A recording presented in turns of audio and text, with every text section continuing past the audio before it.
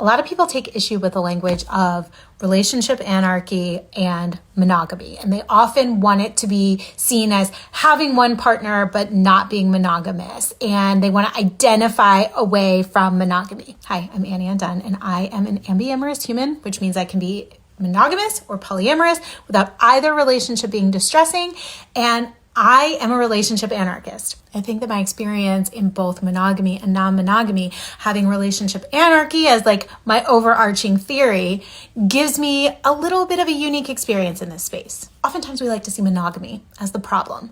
I don't.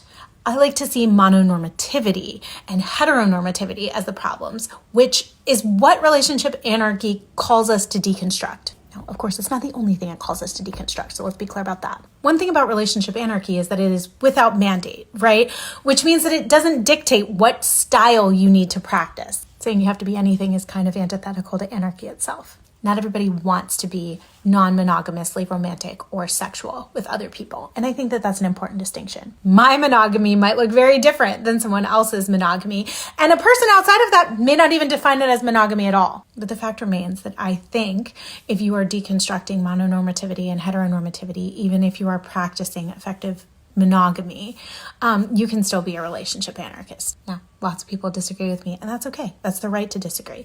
This is my philosophical take on it, according to the Relationship Anarchy Manifesto and Juan Carlos Cortez Perez's book, Occupy Intimacy. One thing I love is diversity of thought. So if you don't define relationship anarchy along those lines, or it's super important to you to practice non-monogamy and be having non-monogamous partners, that's okay too. We can disagree, and it doesn't disenfranchise either of us from our community or our practices.